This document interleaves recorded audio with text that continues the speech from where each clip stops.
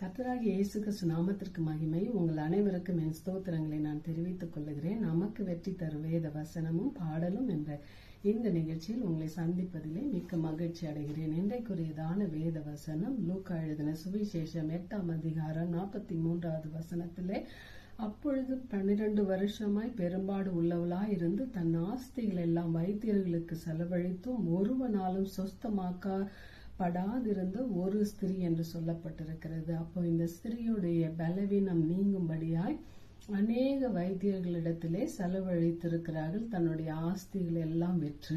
அப்ப நம்பிக்கை என்னன்னா, இந்த வைத்தியர்கிட்ட இருந்து எனக்கு சுகம் கிடைக்கும், என்னுடைய வியாதியிலிருந்து நான் விடுதலை ஆவன்னு சொல்லி ஒரு நம்பிக்கை வைத்து போய் கடைசியில நம்பிக்கை அற்றவர்களாய் வரும்பொழுது அங்க கேள்விப்படுறாங்க, இயேசு சுகமாக்குகிற தெய்வமா இருக்கிறார், விடுவிக்கிறவராய் இருக்கிறார், அதாவது குருடரை பார்வையடை செய்ய வைக்கிறார் என்றெல்லாம் சொல்லி அவங்க கேள்விப்பட்டு, நான் எப்படியாகிலும் போய் அவருடைய வஸ்திரத்தை தொட்டாகிலும் நான் சுகம் பெற்று விடுவேன் என்ற ஒரு நம்பிக்கைக்குரிய தேவனாகிய இயேசுவை தேடி வருகிறார்கள்.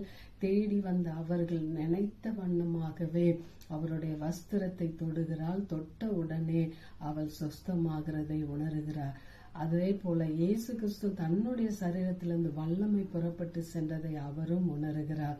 ஆமென். அப்ப சொல்றாங்க 48வது வசனம், அவர் அவளை பார்த்து, மகளே திடன்கொள், உன் விசுவாசம் உன்னை ரட்சித்தது, சமாதானத்தோட போ என்றார். ஆமென்.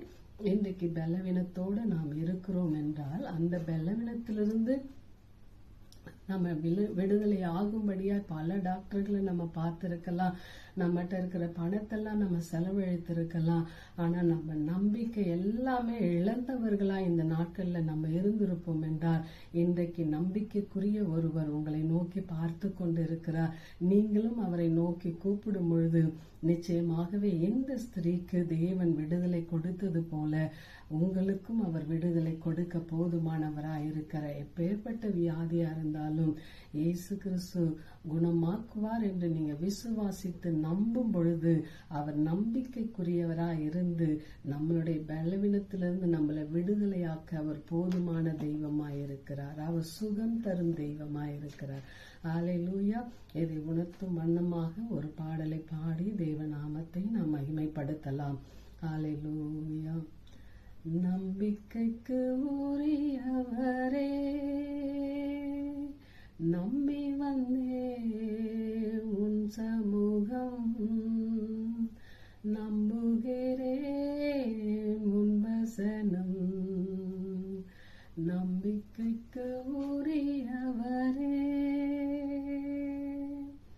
சொந்த ஆற்றலை நம்பவில்லை, தந்தை உண்மையை சார்ந்து விட்டே, சொந்த ஆற்றலை நம்பவில்லை, தந்தை உண்மையை சார்ந்து விட்டே, வாக்குத்தத்தம் செய்தவரே, வாழ்க்கையெல்லாம் வார்த்தைதானே, வாக்குத்தத்தம் செய்தவரே, வாழ்க்கையெல்லாம் வார்த்தைதானே, பாதைக்கு தீபம் பேதைக்கு வெளிச்சம் உந்தன் வசனமே, ஆற்றல் மிக்கது ஜீவனுள்ளது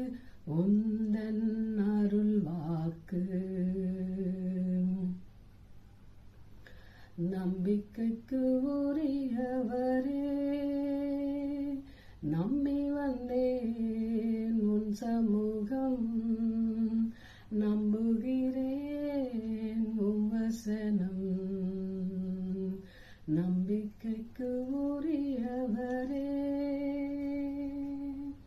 உம்மை நம்புகின்ற மனிதர்களை உமது அன்பு என்றும் சூழ்ந்து கொள்ளும், உம்மை நம்புகின்ற மனிதர்களை உமது அன்பு என்றும் சூழ்ந்து கொள்ளும், உள்ளமெல்லாம்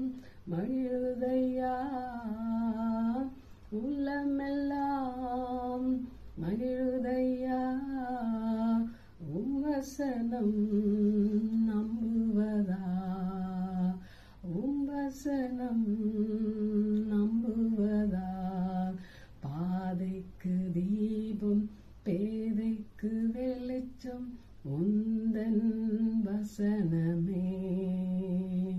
ஆற்றல் மிக்கது ஜீவனுள்ளது உந்தன் அருள் வாக்கு.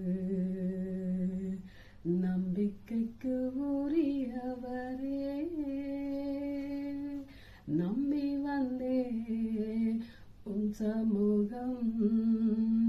நம்புகின்றேன் உம் வசனம்.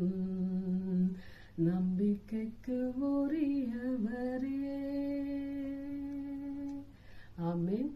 எப்படி அந்த பெரும்பாடுள்ள ஸ்திரிக்கு நம்பிக்கை உரியவராய் அவர் வெளிப்பட்டாரோ, அவருடைய வல்லமை வெளிப்பட்டதோ, அதே போல நம்மளுடைய வாழ்க்கையில இருக்கிற இப்படிப்பட்ட பலவீனத்திலிருந்து விடுதலையாக்க டாக்டர்களால முடியலேன்னு சொல்லி தவித்து கொண்டிருக்கிற ஒவ்வொருவரையும் கண்ணோக்கி பார்க்கிற தெய்வம் ஒருத்தர் உண்டு. அவர் நாமம் ஏகோவா ரஃபா. அவர் சுகம் தரும் தெய்வமாய் இருக்கிறார். நம்ம நம்பிக்கை எதை மேலும் வைக்காம நமக்கு சுகம் தரும் தெய்வம், நம்மேல் மனதுருகிற தெய்வம் இயேசு கிறிஸ்து என்பதை நான் நம்பும் பொழுது, நம்ம நம்பிக்கை அவர் மேல் வைக்கும் பொழுது அவரும் நம்ம நம்பிக்கைக்குரியவராய் அவர் இருக்கிறவராகவே இருக்கிறார். ஹல்லேலூயா. கர்த்தர் நல்லவர், அவர் மாறாதவர். நம்பினவரை ஒருபோதும் கைவிட்டதே இல்லைங்க. நம்பி பாருங்க, கர்த்தர் உங்களை ஆசீர்வதிப்பார், சுகப்படுத்துவார், விடுதலையாக்குவார், வெற்றியை தருவார். ஏகோவா ரஃபாவா இருந்து, ரண வைத்தியரா இருந்து, எல்லா வியாதியிலிருந்து நம்மளை விடுதலையாக்க அவர் போதுமானவராய் இருக்கிறார். ஏனென்றால் நம்மளுடைய பலவீனங்களை அவர் சிலுவையிலே சுமந்து தீர்த்து விட்டார். ஆமென். இதை கேட்கிற நீங்கள் யாராயிருந்தாலும் இயேசுவை நோக்கி கூப்பிடுங்க. அவர் ஏகோவா ரஃபாவா உங்களுக்கு மறு உத்தரவு அருள் செய்வார். God bless you.